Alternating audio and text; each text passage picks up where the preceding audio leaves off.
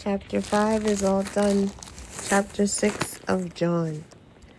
Sometime after this, Jesus crossed to the far shore of the Sea of Galilee, that is, the Sea of Tiberias, and a great crowd of people followed him because they saw the signs he had performed by healing the sick. Then Jesus went up on a mountainside and sat down with his disciples. The Jewish Passover festival was near. When Jesus looked up and saw a great crowd coming toward him, he said to Philip, "Where shall we buy bread for these people to eat?"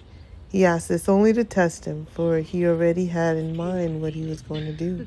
Philip answered him, "It would take more than half a year's wages to buy enough bread for each one to have a bite." Another of his disciples, Andrew, Simon Peter's brother, spoke up, "Here is a boy with 5 small barley loaves and 2 small fish, but how far will they go among so many?" Jesus said, "Have the people sit down." There was plenty of grass in that place, and they sat down. About 5,000 men were there. Jesus then took the loaves and gave thanks and distributed to those who were seated as much as they wanted. He did the same with the fish. When they had all had enough to eat, he said to the disciples, "Gather the pieces that are left over. Let nothing be wasted." So they gathered them and filled 12 baskets with the pieces of the 5 barley loaves left over by those who had eaten. After the people saw the sign Jesus performed, they began to say, Surely this is the prophet who is come into the world." Jesus, knowing that they intended to come and make him king by force, withdrew again to a mountain by himself. When evening came, his disciples went down to the lake, where they got into a boat, set off across the lake for Capernaum. By now it was dark, and Jesus had not yet joined them. A strong wind was blowing, and the waters grew rough. When they had rowed about 3 or 4 miles, they saw Jesus approaching the boat, walking on the water, and they were frightened. But he said to them, "It is I, don't be afraid." Then they were willing to take him into the boat, and immediately the boat reached the other side, reached the shore where they were heading. The next day, the crowd that had stayed on the opposite shore of the lake realized that only one boat had been there, and that Jesus had not entered it with his disciples, but that they had gone alone. Then some boats from Tiberias landed near the place where the people had eaten the bread after the Lord had given thanks. Once the crowd realized that neither Jesus nor his disciples were there, they got into the boats and went to Capernaum in search of Jesus. When they found him on the other side of the lake, they asked him, "Rabbi, when did you get here?"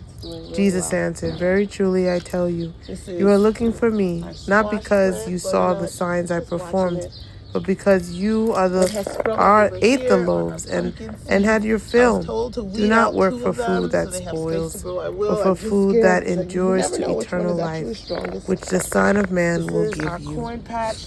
For on him, God the Father has placed his seal of approval." Then they asked him, "What must we do? What must we do to do the works God requires?" Jesus answered, "The work of God is this, to believe in the one he has sent." So they asked him, "What sign then will you give that we may see and believe you? What will you do? Our ancestors ate the manna in the wilderness, as it is written, he gave them bread from heaven to eat." Jesus said to them, "Very truly I tell you, it is not Moses who has given you the bread from heaven, but it is my Father who gives you the true bread from heaven. For the bread of God is the bread that comes down from heaven and gives life to the world." "Sir," they said, "always give us this bread." And Jesus declared, "I am the bread of life. Whoever comes to me will never go hungry, and whoever believes in me will never be thirsty.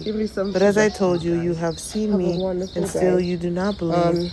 All those the Father gives me will come to me, and whoever comes to me I will never drive away. For I have come down from heaven not to do any will, but to do the will of him who sent me. And this is the will of him who sent me, that I shall lose none of all those he has given me, but raise them up at the last day. For my Father's will is that everyone who looks to the Son and believes in him